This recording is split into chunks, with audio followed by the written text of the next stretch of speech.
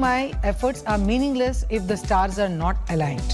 Hindu marriages आज भी वैदिक ट्रेडिशन से ही परफॉर्म की जाती हैं। That is basically horoscope matching. Horoscope या फिर जिसे मैं कहूँ बर्थ चार्ट, ये एक बहुत ही इंपॉर्टेंट डॉक्यूमेंट माना जाता है when it comes to ascertaining whether a person is compatible with his or her proposed marriage partner.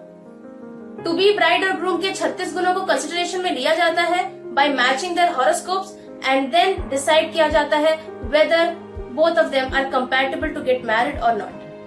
तो आइए आज के वीडियो में मैं आपको इन 36 गुणों का ओवरव्यू देती हूँ which are considered to be very important when it comes to approving a marriage based on astrological tradition of India.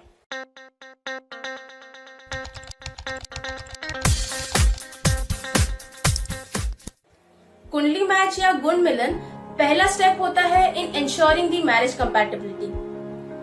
36 गुण को आप 36 मार्क्स की तरह समझ लीजिए। ये 36 मार्क्स आपको 8 कैटेगरीज में मिलते हैं जिन्हें हम अष्टकूट भी कहते हैं। तो ये 8 कैटेगरीज कुछ इस प्रकार है।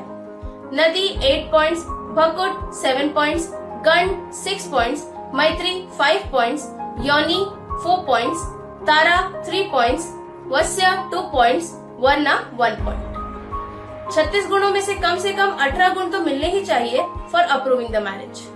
इस 18 गुणों में most important aspect is related to mental compatibility, मांगलिक दोष, the durability of the proposed relationship, the tendencies that are contrary to each other, commonness of their attitude and approach, children, overall health, sexual compatibility and others. Marriage approve करने के लिए कम से कम partners के 18 गुणों का match होना बहुत जरूरी है। अगर ऐसा नहीं होता है so that marriage is not approved. अगर 18 to 25 गुणों का मैच हो गया तो इसे एक गुड मैच कहा जाता है।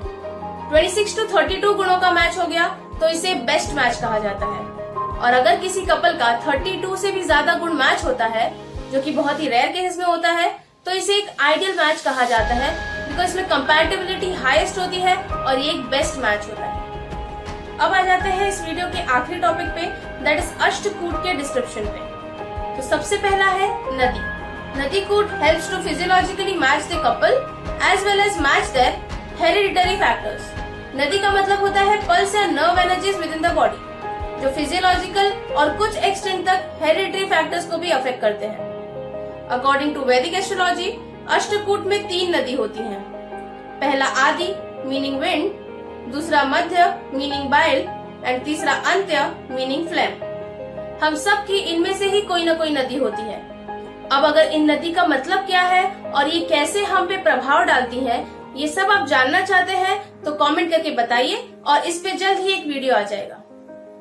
कहा जाता है पीपल विद सेम नदी शुड नेवर गेट मैरिड, क्योंकि it is possible that because of the combined hereditary factors उनके जो होने वाले बच्चे हैं उनमें फिजिकल या मेंटल ट्रबल पाया जाए। दूसरा है भकुट, ऑल्सो नोन एज राशिगण। ये हेल्प करता है to assess health and wealth of partners after marriage. Vedic astrology के हिसाब से 12 ज़ोडिएक साइंस होते हैं जो आप सब जानते हैं।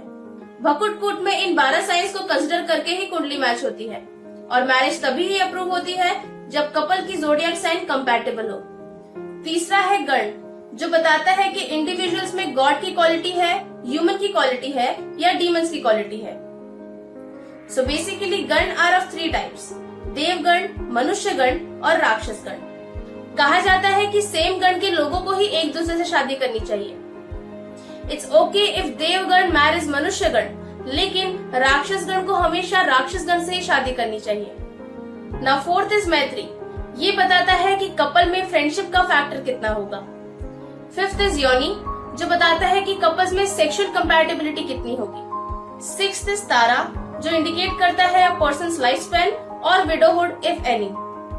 सेवेंथ इज वस्या, जो बताता है कि रिलेशनशिप्स में किसका इन्फ्लुएंस किस में ज्यादा होगा, as in who will dominate the relationship. Last but not the least वर्णकुट, जो 4 टाइप का होता है, ब्राह्मण, क्षत्रिय, वैश्य और शूद्र। और एज पर वैदिक एस्ट्रोलॉजी इट्स नॉट हेरिडिटरी, ये आपको असाइन होता है on the basis of your Karma in past life, where Brahmin is highest, followed by Kshatriya, Vaishya and Shudra.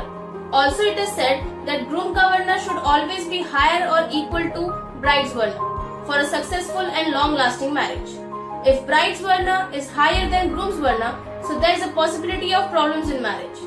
So this was just a small overview of 36 gunas present in Vedic astrology. If you like astrology and you want me to dig deep in it and make a video, so do let me know in the comment section below. I'll come up with new video very soon. Also, do not forget to like, share and subscribe to my channel because firstly it's free and secondly it motivates me a lot. Thank you so much. Namaste.